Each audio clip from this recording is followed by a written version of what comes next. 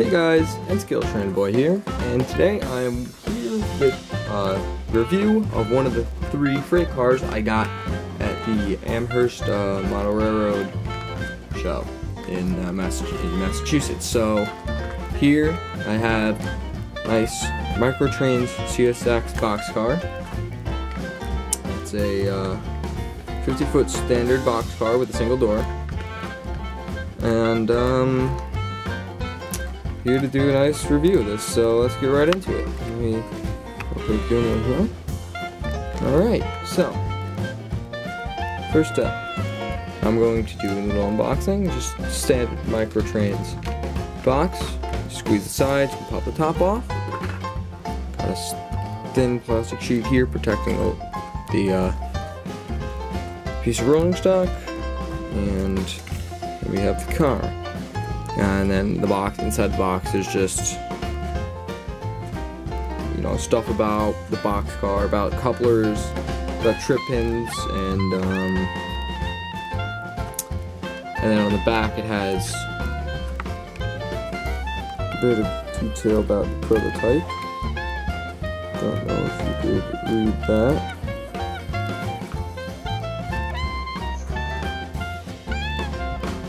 There we go. Pause if you want to read it. So let's get right into it. Now that we have it all unboxed, let me put away this box here and let's get started. So let's look at some of this detail. So on the side of the boxcar here we have, you can see the ribbon. That's nice. CSX, CSXT 143203. That's legible. Loaded weight and lightweight right there. Easily legible. There. Plate type. There. Plate C it says. It's like a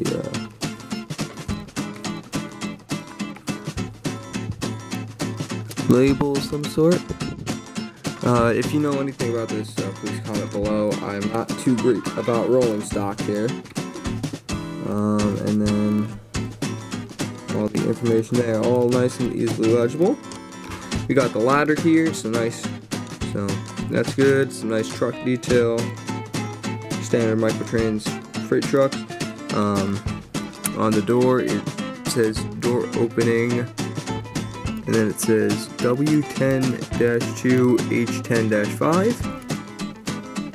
That's good, legible, and the door does open and close.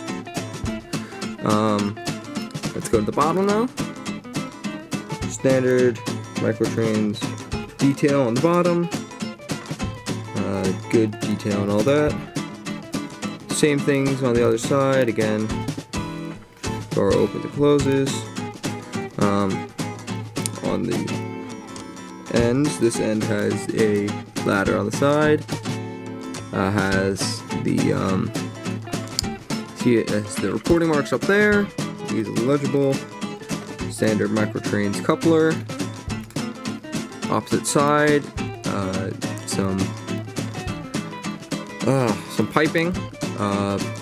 Brake wheel again, and again the reporting marks, again standard Microtrains coupler, and on the roof, nice roof ribbing detail right there. So now let's get into how it rolls. So let me put it on the rails here. What I'm going to do is I'm going to run it back and forth between all of these switches I have here. So I'm going to run it first all the way. Actually, let me zoom out a bit. Run it all the way past to there. Switch it. Run it this way. Let's go that way. Oh, that was my fault.